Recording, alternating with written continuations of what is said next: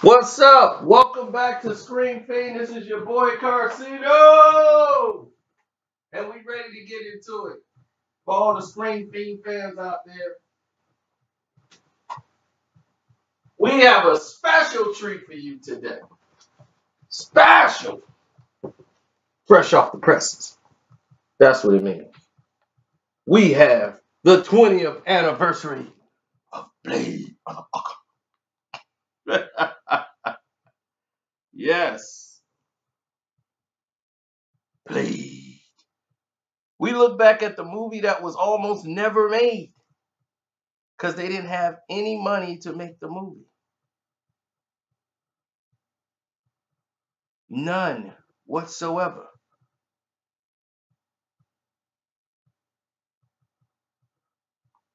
So before Black Panther, the movie that they tried to get made, they ended up selecting Blade because this is back when Marvel was broke.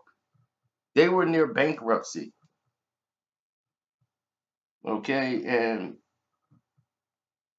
they were talking about doing Black Panther, and all these things happened, and Marvel had, they had already sold the rights to Spider-Man and X-Men to Fox and Sony alike because they were going broke. And some things changed. And they were talking about doing a Luke Cage movie, Black Panther, because they wanted to get a black superhero on the screen. And then came Blade. Now, the thing is, they came up with a script for under 10 million for the movie. And that is tough. They wanted a movie kind of hip, like Juice, that could bring the hip hop Marvel genre to life. And David Goyer, he went and suggested Blade and trying to do a trilogy with it. And he came to New Line Cinema and said, I'm going to pitch you the Star Wars of black vampire films. And they kept adding scenes like on and on and on because the thing about it is when they finally got there, they just kept adding scenes like the Blood Club. That was big action. And when they finally handed it in, it was like it wasn't like any superhero movie they've ever seen. It's got elements of kung fu, vampire. It was a genre buster. You know, the thing about it as it was bad is now it went from a $10 million movie to an expensive type of movie.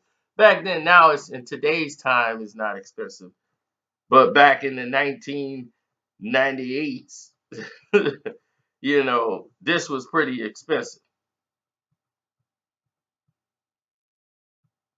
So what they did is they went to the studio, and the studio Mike DeLuca came and said, "Can Blade be white?"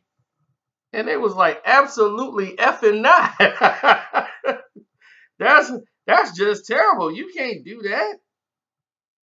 And then he was like, "All right, I'll make it for 40 million because they went to ask for more money."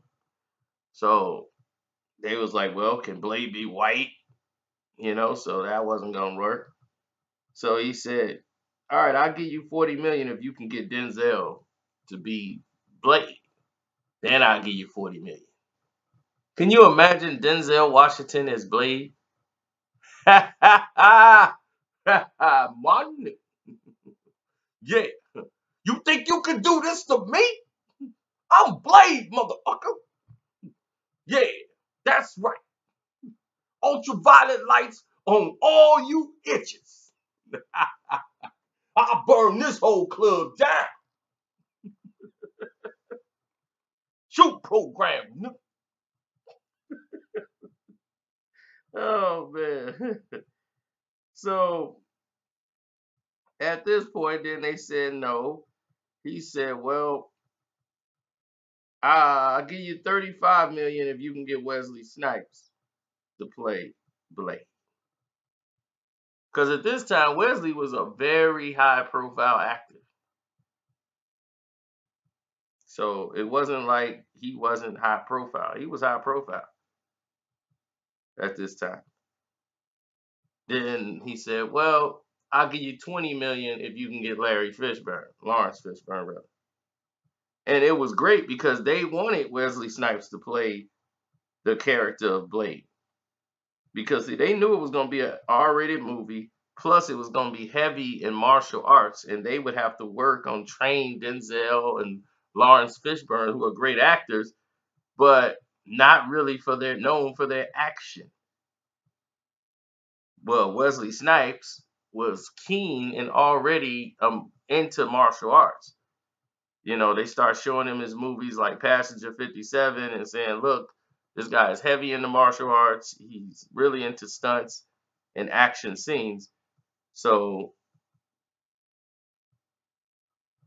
let's grab him.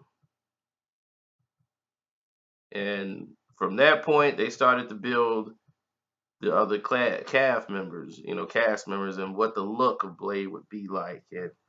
And Deacon Frost, and they wanted the hip, sexy guy that could be in the movie. It had the sleek look. The vampires were more advanced. They controlled all of the real estate, street market, stocks. They were rich. So it was the good guy versus bad guy, mano y mano, and Blade is basically broke, living in the streets, but he could walk around at the daytime when they could not. So of course they want to try to get what he had. So it was a simple plan, simple plot, but it showed so much in the elements that a simple story can come out to be a great movie if you have the right characters and the pieces in the movie. And people forget Sanaa Lathan plays Blade's mom in the movie. So it was actually, Wes is 10 years older than her, so that was pretty unusual at the time.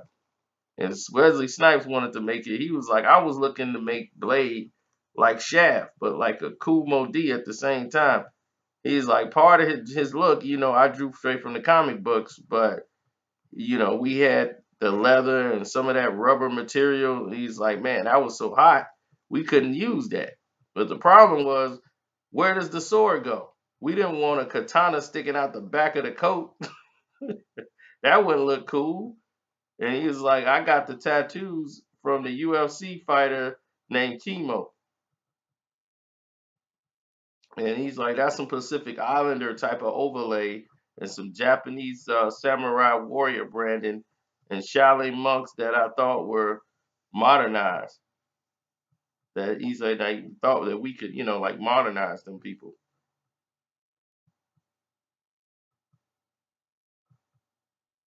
And, this guy had never really directed a movie before. They brought in this British guy, and they've never really seen it. He had some movie called Death Machine or something, and it was nonstop, balls to the wall action. The action movie in that film is insane for Death Machine. So they reached out to him and they brought him in very cheap. They were like, man, we got this guy. He was just so passionate and personable and charismatic with doing the movie. They was like, oh man, you got to really meet Wesley Snipes then.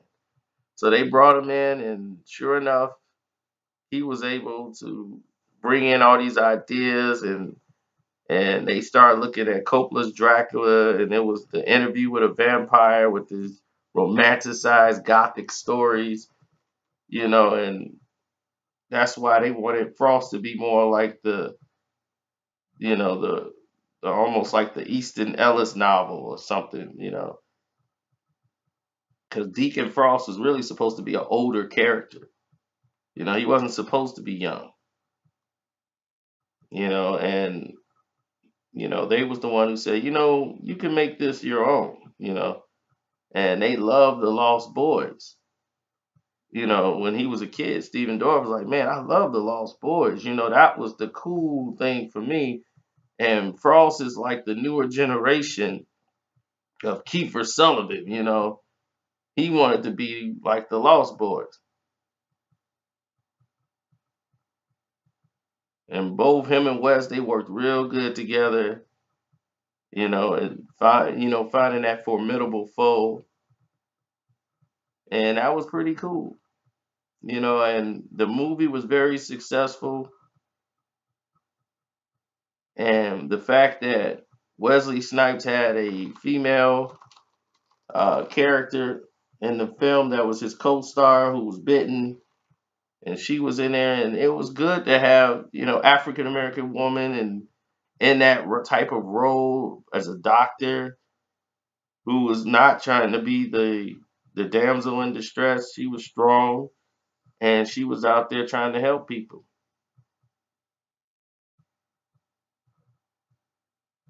Right.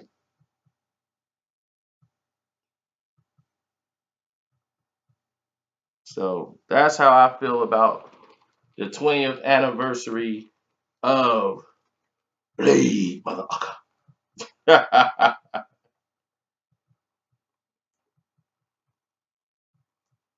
Now, when you start looking at Chris Christopherson in there, the Whisperer, he's the perfect casting. I think the casting was key. The club scene with the club blood that got everybody vested into the movie. So the blood rave party that kicked everything off, and it was just crazy the way it went down.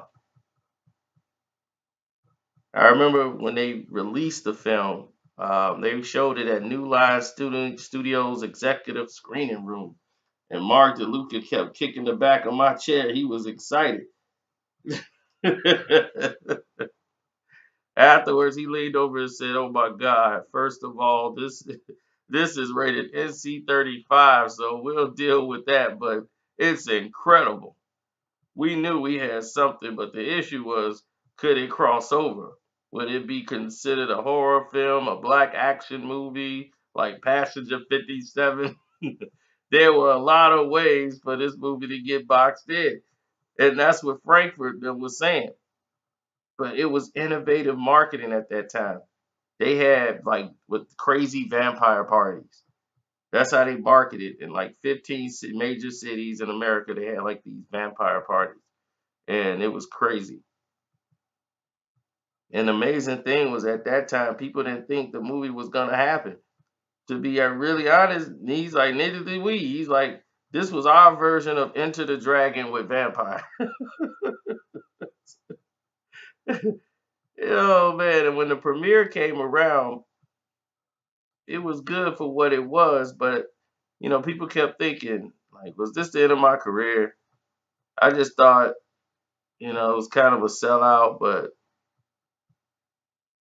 it might pop. I don't know. People were like up, they were iffy on what would happen. And people was like, man, I don't really like these vampire movies, but I love Blade.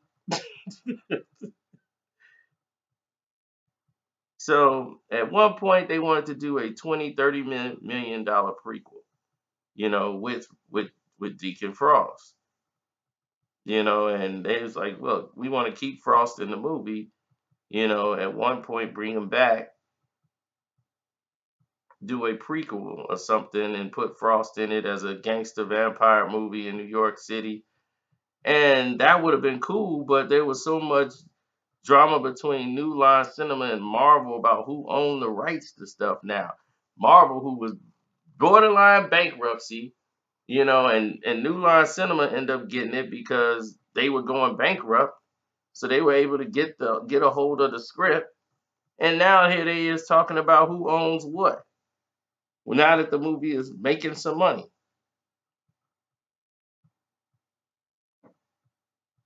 And this was like the first successful Marvel movie. And it was Blade. And that's a black superhero. And now you have the next big black superhero, Black Panther. So what is that telling you? That blacks want to go to the movies. You just got to put something out that the blacks want to see and that they're interested in. It's your boy Carcino saying thank you guys again. And don't forget to sign up and subscribe to Screen Fiend. I am out. Be blessed.